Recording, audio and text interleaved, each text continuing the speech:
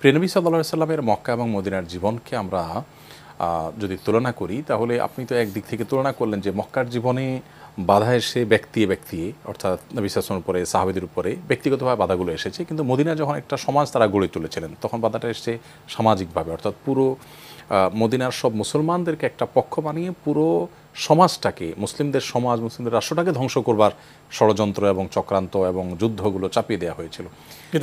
যখন আমরা বলি জাতীয় এবং আন্তর্জাতিক সংকট, যেটা সেরকম অনেকটা। জি জি।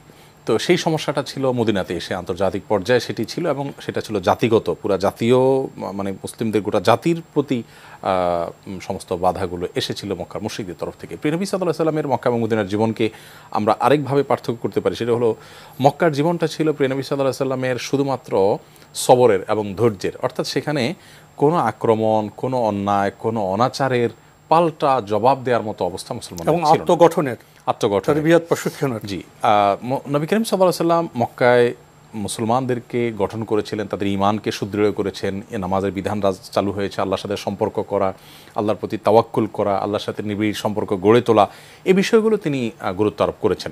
এবং এগুলো করতে করতে তাদের যখন আর্থিক উন্নতি ঘটলো, আল্লাহর সাথে একটা সুসম্পর্ক গড়ে তোলবার মতো যোগ্যতা তৈরি হলো, ঈমানটা বলিয়ান হয়ে গেল, এবার মদিনার জীবনে আসার পর বাধাকে ডিঙ্গাবার মতো ঈমানী শক্তি এবং সার্বিক শক্তি তাদের অর্জিত হলো, সেটা তিনি করলেন। নবী করিম সাল্লাল্লাহু আলাইহি সাল্লামের জীবনকে আমরা যদি দেখি, তাহলে সেক্ষেত্রে আমরা একটা, বিশেষ করে মক্কা এবং মদিনার জীবনকে তুলনা করে দেখি, আমাদের একটা চমৎকার দৃষ্টান্ত আমাদের সামনে আসবে। সেটা হলো প্রতিকূল পরিবেশে, যেখানে পুরো পরিবেশটা প্রতিকূল, তখন আমার কর্মপন্থা কেমন হবে, আবার যখন পরিবেশ কিছুটা অনুকূল তখন আমার কর্মপন্থা কেমন হবে। অনেকে বলে যে প্রিয় নবী সাল্লাল্লাহু আলাইহি সাল্লামকে যদি কেউ গালমন্দ করে, তার সম্পর্কে কুৎসা রটনা করে, তার সম্পর্কে কোনো বাজে মন্তব্য করে, তাহলে সেক্ষেত্রে শরিয়ার বিধান কি? তো এই প্রশ্ন উত্তরে এই প্রসঙ্গটা চলে আসে যে তাকে মক্কাতেও মুশরিকরা কটূক্তি করেছে, নানান বাজে বলেছে, পাগল বলেছে, নানান কথা দিয়ে তাকে কষ্ট দিয়েছে, শারীরিকভাবে আঘাত করেছে। মদিনাতেও তাকে আঘাত করবার চেষ্টা করা হয়েছে। আমরা যদি লক্ষ্য করে দেখব যে মক্কাতে নবী সাল্লাল্লাহু আলাইহি সাল্লামের কর্মপন্থা একরকম ছিল, মদিনায় এগুলোর বিপরীতে তার কর্মপন্থা ছিল ভিন্ন রকম। অর্থাৎ পরিস্থিতি, সামর্থ্য ইসলামের শরিয়ার বিধানকে নির্ধারণ করে দেয় যে আমাদের কি করতে হবে। আমরা শুধুমাত্র শরিয়ার কোনো বিধান জেনেই যে কোনো জায়গায় যে কোনো পরিস্থিতি সেটাকে প্রয়োগ যেন না করি, মক্কা এবং মদিনার জীবনের যে পার্থক্য এবং নবী সাল্লাল্লাহু আলাইহি ওয়াসাল্লামের কর্মপন্থার ভিন্নতা, সেটি কিন্তু আমাদের কাছে পরিষ্কার করে দেয়। পরিবেশ, পরিস্থিতি, ব্যক্তিতে পার্থক্য, নিয়ত, লক্ষ্যের পার্থক্য, সবগুলি বিবেচনার মধ্যে আসবে এবং সেখানে সমন্বয় করতে হবে। আরেকটা পার্থক্য আমার কাছে মনে হয়, সেটা হলো যে মক্কার পুরো জীবনটা ছিল পরীক্ষার, আর মদিনার জীবনটা পরীক্ষার ছিল, কিন্তু পাশাপাশি আগের যে পরীক্ষাটা সাহাবীরা নবী করিম সাল্লাল্লাহু আলাইহি সাল্লাম মক্কায় 13 বছর যাবৎ দিয়েছিলেন, সে পরীক্ষার কিছু ফলাফল তারা পেতে শুরু করেছিলেন মদিনাতে, যেটা আস্তে আস্তে পূর্ণতা পেয়েছে একেবারে নবী সাল্লাল্লাহু আলাইহি ওয়াসাল্লামের ওফাতের ঠিক আগ মুহূর্তে এসে। অর্থাৎ মুসলমানদের সকল বাধাগুলো ডিঙিয়ে গেল। মক্কা বিজয়ের মধ্য দিয়ে যদি বলি, আরো বিজয়ের পরও তো পরীক্ষা আছে, বিজয়ের পরের পরীক্ষার সবচেয়ে শ্রেষ্ঠ উদাহরণ হলো মক্কা বিজয় ঘটনার পর কি করেছে। তো নবী করিম সাল্লাল্লাহু আলাইহি সাল্লাম তার এই মক্কা এবং মদিনার জীবন, তার জীবনে বিভিন্ন সময়ের বাধাগুলো অতিক্রম করার প্রচেষ্টা এবং সুসময়, দুঃসময়, এই সবগুলো জিনিস কিন্তু আমাদের জীবনে ঘুরে ফিরে আসে। অর্থাৎ আমাদের জীবনেও সময় কখনো অনুকূলে থাকে, কখনো আমাদের পরিস্থিতি খারাপ থাকে, কখনো আল্লাহ তাআলা সুখ দেন, কখনো দুঃখ দেন। এই পরিস্থিতিগুলোতে আমরা কি করতে পারি, সেখান থেকেও আমাদের শেখার এবং গ্রহণ করবার আছে। আসলে প্রিয় নবী সাল্লাল্লাহু আলাইহি সাল্লামকে পুনর্পাঠ করার আরেকটা বিশেষ প্রয়োজনীয়তা হলো যে আজ আপনি যেদিকে তাকাবেন মানুষ কিন্তু দিশেহারা।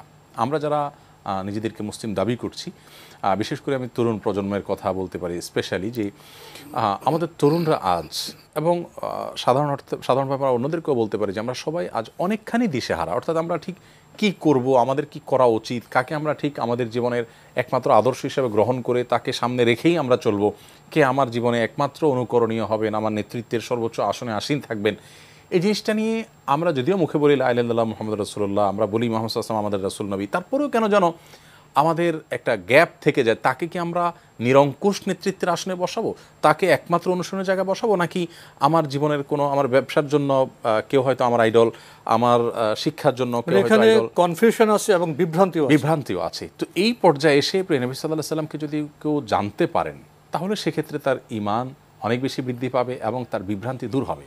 আমরা আবারও বলছি, এই যুগে এবং পৃথিবীতে শুরু থেকে, মুহাম্মদ সাল্লাল্লাহু আলাইহি ওয়াসাল্লামের শুরু থেকে এই পর্যন্ত আপনি দেখবেন যে দ্বিধাগ্রস্ত মানুষদের দ্বিধা দূর করবার জন্য, বিভ্রান্ত মানুষের বিভ্রান্তি দূর করবার জন্য সিরাত এর কোনো বিকল্প ছিল না। আপনি যে বিষয়টি একটু আগে তুলে ধরলেন, সেই বিষয়ে আমার অনেক কথা ছিল, কিন্তু আমরা এটাও জানি সময় আমাদের খুবই সীমিত, হয়তো আর 2 মিনিটের মতো সময় আছে, 2-3 মিনিটের মতো সময় আছে আমাদের হাতে। আপনার বিষয়টা আমি যদি এইভাবে চিত্রায়িত করি যে আমরা মনে করি যে মুসলিম হিসেবে আমাদের কিছু করণীয় আছে। কী করণীয়? সেখানে বিভ্রান্তি আছে, কারণ আমরা কোরআনিক অ্যান্ড প্রফিটিক যে থিম, সে থিম দ্বারা অনেকটা পরিপুষ্ট নয়। সভ্যতার অভিজ্ঞতা আছে।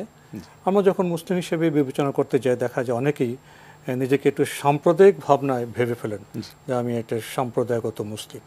কেউ আর একটু বৃহত্তর রাজনৈতিক চেতনায় মনে করে আমি জাতীয়তাবাদী, মুসলিম জাতীয়তাবাদী।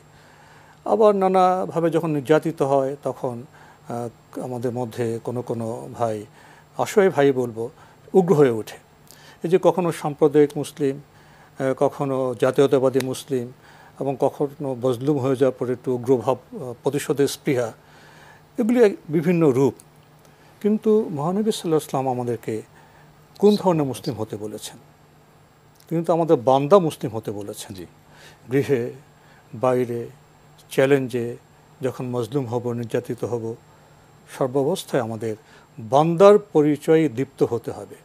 এই যে বান্দার পরিচয়ে দীপ্ত হতে পারলে, যে বিষয়ে আপনি কথা বলছিলেন যে আমরা দিশেহারা, আমরা দিশেহারা হব না। গৃহে আমাদেরকে করণীয়, রাসূলুল্লাহ সাল্লাল্লাহু আলাইহি ওয়াসাল্লাম সুন্নাহ থেকে আমরা পাবো। ব্যবসার ক্ষেত্রে শত্রুর আঘাতে কি করণীয়, সুন্নাহ থেকে পাবো। তো আমরা বোধহয় সেই সুন্নাহ মনস্ক জীবনযাপন করার জন্য বোধহয় অনুপম আদর্শের দিকে যাব। এখন আমাদের বিগত যে পর্ব ছিল রাহমাতুল লিল আলামিন, সেই প্রসঙ্গে আমরা কিছু কথা বলেছি। তো আমাদের বোধহয় সেই পাঠটা এখানে শেষ করতে হবে, যদি আপনি শেষ বাক্য বলতেন। ধন্যবাদ আপনাকে। ঠিকই বলেছেন যে প্রিয় নবী সাল্লাল্লাহু আলাইহি সাল্লামকে পাঠ করা ছাড়া, পুনর্পাঠ করা ছাড়া আমরা প্রকৃত মুসলিম হতে পারবো না।